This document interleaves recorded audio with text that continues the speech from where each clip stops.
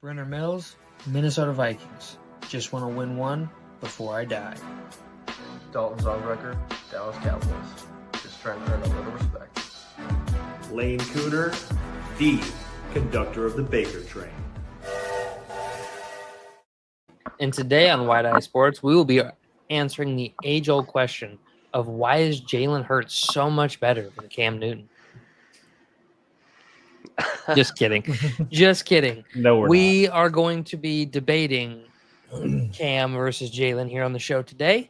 We have seen this all over social media, as I'm sure you have, and we definitely have our opinions. And we on the show are pretty, unified in our decision to say Cam is markedly better than Jalen Hurts, and prime Cam, career Cam, whatever you want to say.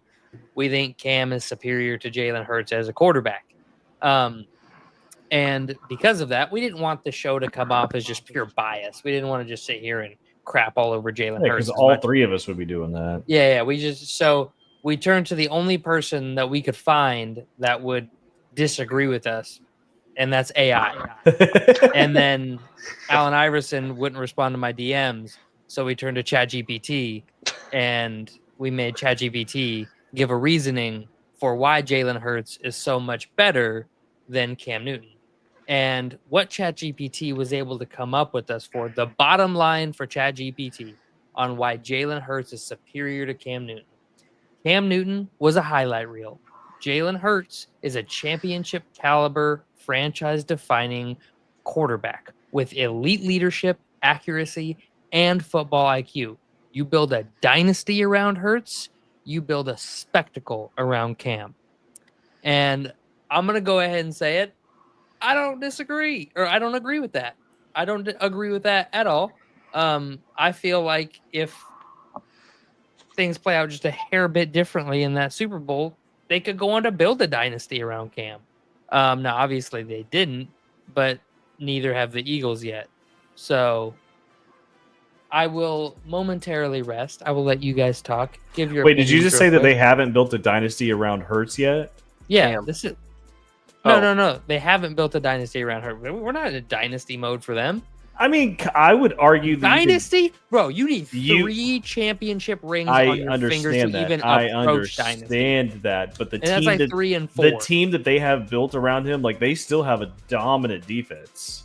I mean, like they that lost defense is half going to be their good. D-line. Their cornerbacks had a phenomenal year last year, but they haven't proven they can do it more than once. So I'm just going to give it to it because you did it one time. Their linebackers are great. Their offensive line is good and is going to continue to be good for a long time. Their receivers are good.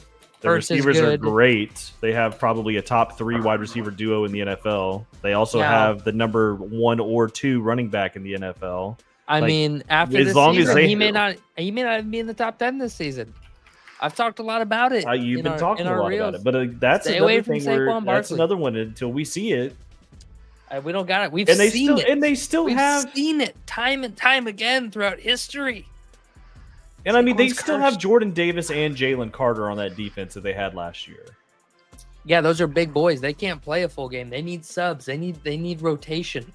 Okay? And guess what? All their rotation is playing for other teams now. And they also brought back their stud linebackers, Zach Bond. I said linebackers were great. Yeah. And I'm not trying to say they can't win another one. They absolutely could. They could absolutely go on to win 3 more. But until you are a dynasty, you don't get to be a dynasty. My only argument is look at the players that Cam even played with. I mean, that's the big one. So that's the biggest one. I know that, and I'm just going to bring it up. I know that we're discussing Cam would 2015 Cam Newton win a Super Bowl with the 2024 Eagles, right?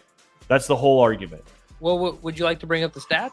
Well, we can, but I'm just saying. No. I completely agree. I'm just saying. Would you like me to bring up the stats for the people? Yeah, you can. Yeah, absolutely. Bring up the stats. But I'm also going to say, like, we've gone as far to say how many quarterbacks could you have put on this Eagles team from last year? Hold on. We can do that at the end. Let's focus on that's Cam a whole versus nother. Jalen And that's a whole nother argument. But like, that's a real thing. And I'm going to go ahead and just point out the difference in touchdowns is huge.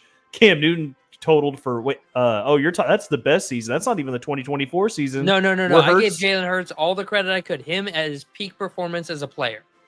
So this is what Jalen did in his because best in his season as a player. his Super Bowl season, he only had 18 passing touchdowns. Yeah, hold on. But we're not talking about that. And he had one less rushing touchdown. We're talking about Cam in his peak form versus Jalen in his peak form. Okay. In those two, Hurts had a little bit more passing yards. Now, Jalen Hurts had A.J. Brown and Devonta Smith, a Heisman and an All-Pro. So that comparatively to, let me check notes, Jericho Cotchery and Ted Ginn Jr. Not exactly the same receiving core. Not to mention Devin that Funchess was another receiver that Cam was throwing to. Like, come on now. An older Greg Olsen, I think, was on that team. Like a 32-year-old Greg Olsen. I think Greg Olsen was the leader in stats that year, or receiving. Yeah, I think he was. I think he had like 1,400 yards, 1,300 yards. I'm looking at it right now. Yeah. But then the completion percentage, that does go to Hurts. Hurts was a little bit more accurate. He had the better receiving core.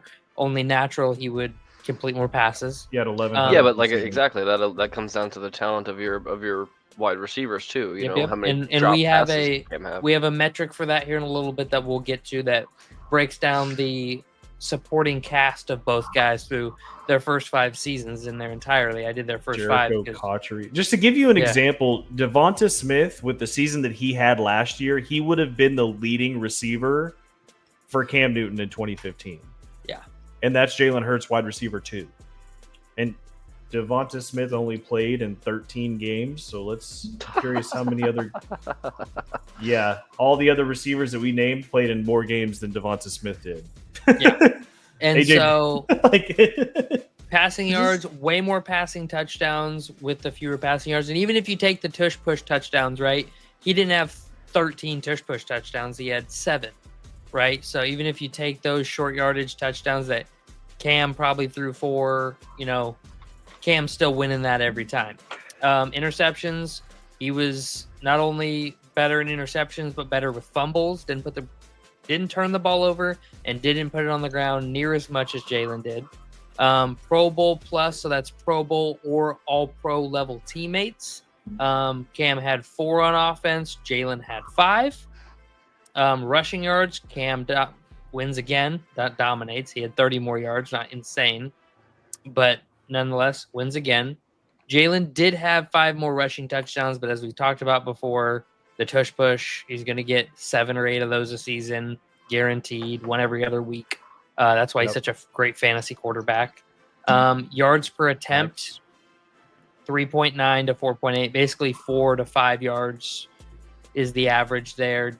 The tush push definitely drops Jalen because he'll get about 2 yards usually on that. So that's going to drop his average a lot. The fumbles we talked about, Cam won an All-Pro for this season. He won an MVP for this season, and he went 15-1 that season. So if you look at the 2 peaks of the player, or Jalen Hurts' peak so far, let's just say that so far, Cam wins. Plain and simple, Cam wins. So then I was like, okay, well, maybe Cam has the higher ceiling, but maybe it averages out because Cam was a peaks and valleys guy, right? Like he had high highs and low lows. So maybe it averages out. So I looked up their stats through the first 5 seasons of their career per 17 games. So I extrapolated the stats out per 17 games over the first 5 years of their career. And let me get the Excel sheet here. I'll move it over so you can see those stats. Pretty similar here. Cam wins again. Okay, so on average, 16 games to 15 games, almost 4,000 yards to less than 3,300 passing yards, 26 touchdowns to 19 touchdowns passing. And I did averages. So if they average, for instance, Jalen Hurts averaged 18.8 passing touchdowns per season. I rounded up to 19. There's no point. Completion percentage, once again, we see Jalen Hurts is more accurate.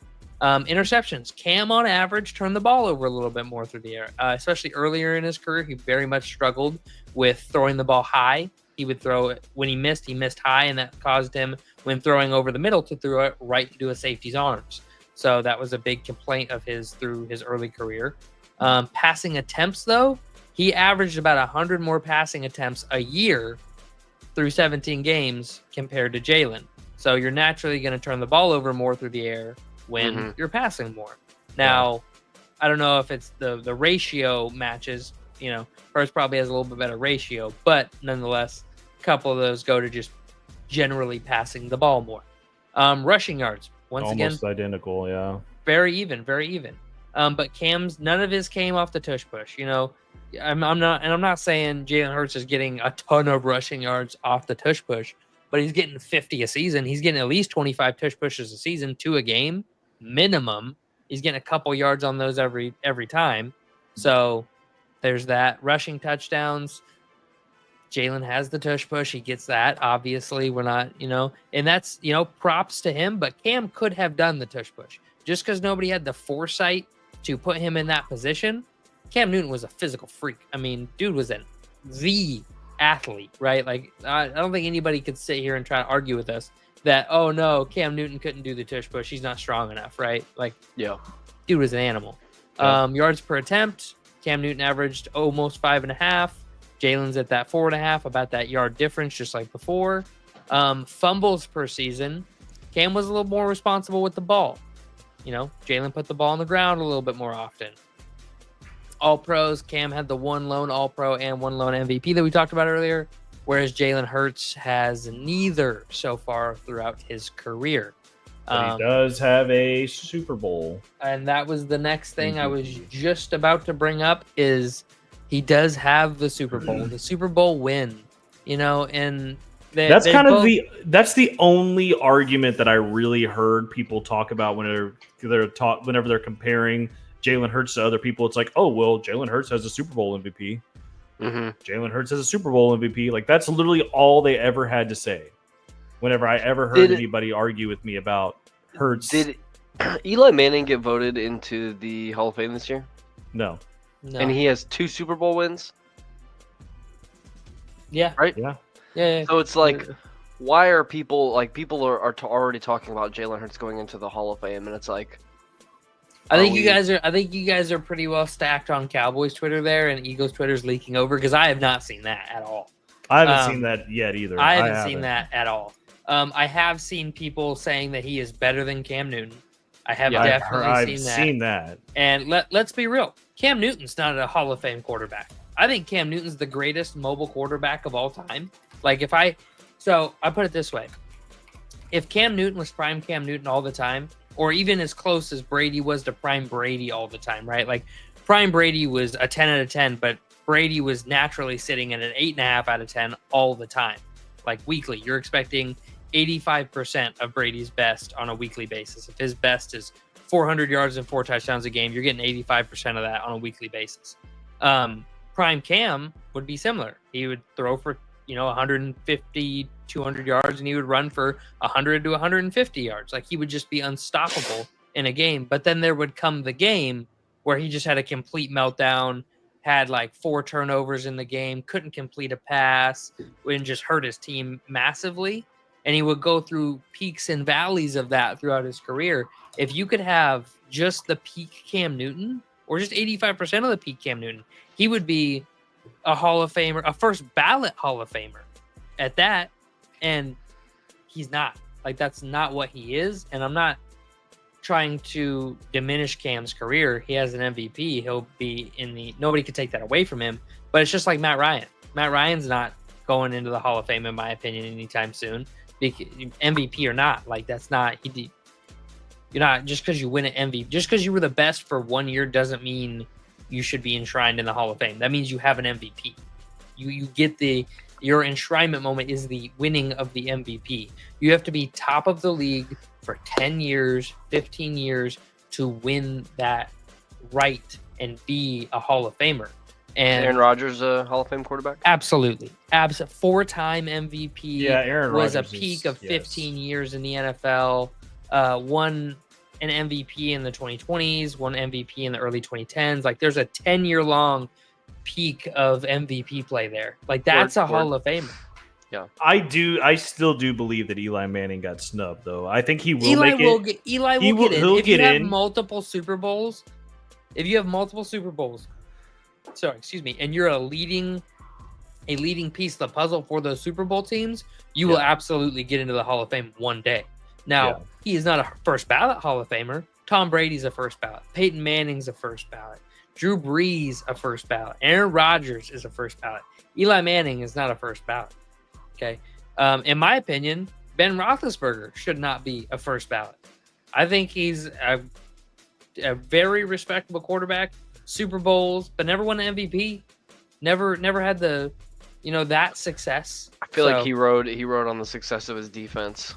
I wouldn't go that far. He was pretty damn good in his prime. But yeah, he's pretty good. But like that defense was historically he had some great. really good defenses, yes, but he also had some pretty bad defenses that he carried.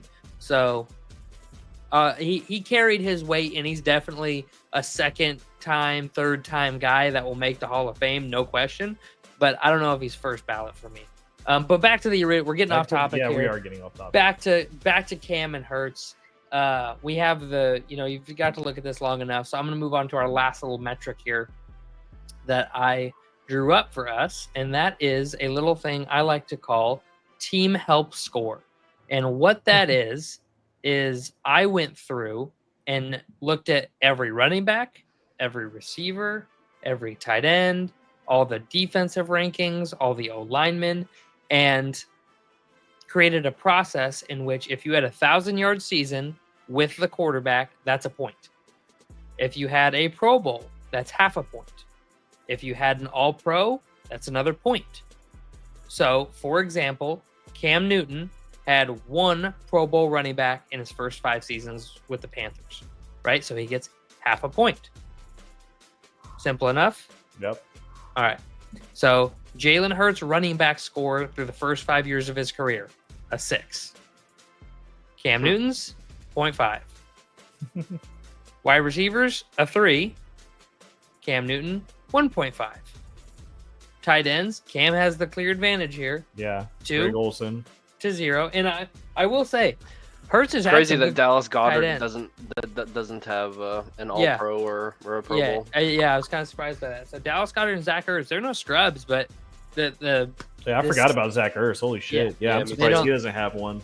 Well, he didn't have one when he played with Hurts. Yeah. So they had to have played with Hurts to get it. So, and then the defense, this is the average defensive ranking through the first 5 seasons. So Hurts's average defense was 15.6. Cam's was 14.6. So you take that, subtract it from 32 to find out the inverse, and then divide that, or you plug that in, and that's the point total. And then D-line, or offensive line, not D-line. Offensive line, Cam had a score of 6 to Jalen Hurts 15. Yeah. So as you can see in the offensive line and running back department, especially. Yeah. Well, I would say the wide receiver department. You could even say wide receivers, he doubles his score. Yeah. Jalen Hurts has a massive advantage. And the only thing that saves him is they had very similar defensive outputs throughout the first 5 seasons. And that Cam has way better, or not way better, but better tight end seasons. And so, I would say a perfect score for this is technically like a 50. That would be an All-Pro and a Pro Bowl at every position every year. But I would say a great score over 5 seasons would probably be, or a great score over 1 season would be a 10. So you extrapolate that over 5 years, you're sitting at 8, that's 50. So a good season would be like a 5. A great season would be like a 10.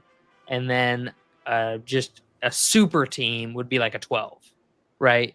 Yeah. So, and I believe the Eagles were pretty damn close to a super team, and they're only in an 8. So what do I know? I really do believe that this last year's Eagle team, if we did them specifically, they would probably. I mean, we can actually. So here, let's do this. I'll pull this down so we get. I mean, I was going to bring up the fact, like, we could argue that this Eagles team is probably one of the best well-rounded teams we've seen in a very long time. Absolutely. Like, you could even argue that this Eagles team might be a top 15, top 10 team all time.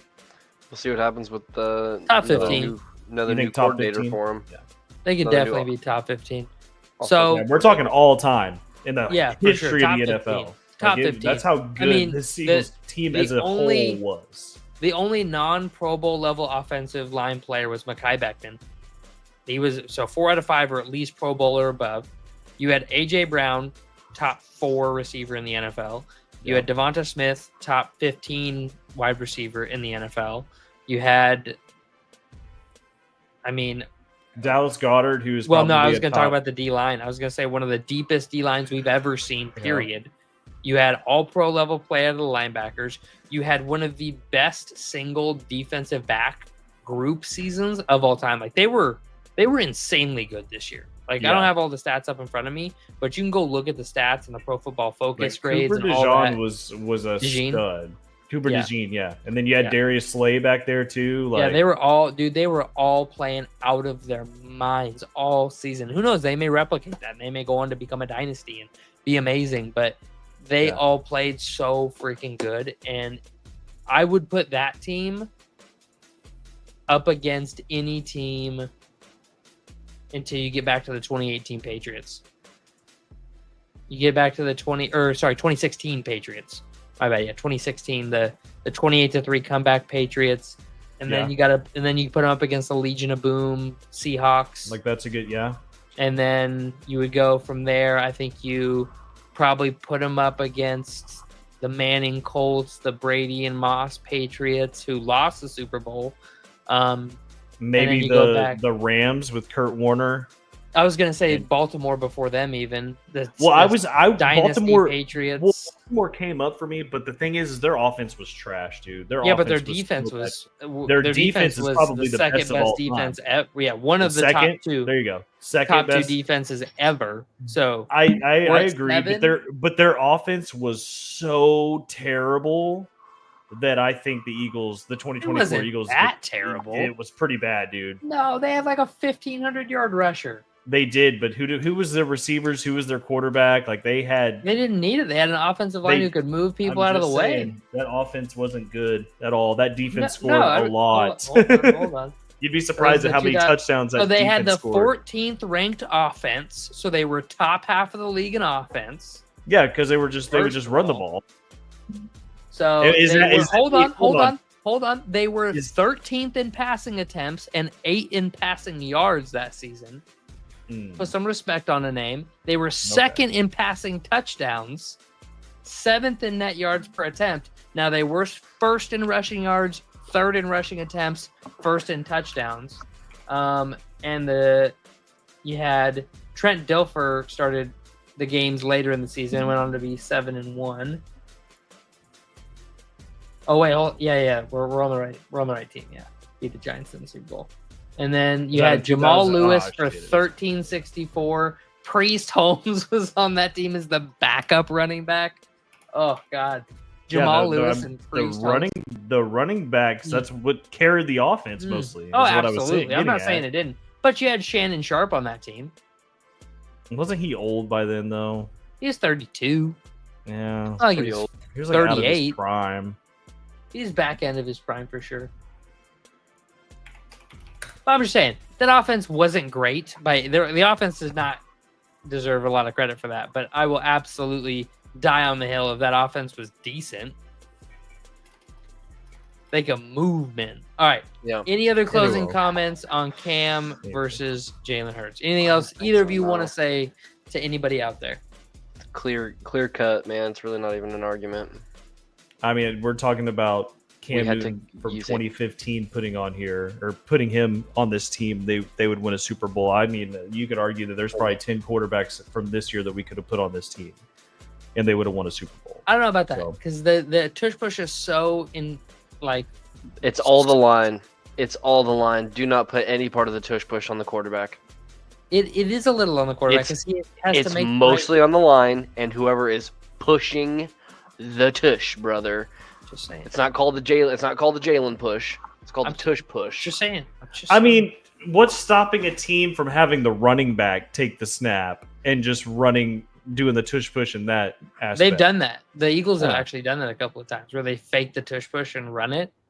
Yeah, I don't know why they don't do that like 50% of the time. Like, why would the Ravens not do that with Derrick Henry? Like, just let Derrick Henry snap the ball and then just try to fall over for 2 yards. Because they can't do it. Teams have tried. They don't have the same success rate the Eagles have. They just don't. Yeah. It's crazy. Nobody understands it. But, all right. Anything you guys want to add? Going once, twice, 3 times. All right. Thank you for joining us on the video. If you liked it, like, subscribe. Really appreciate you. See you next time. Peace.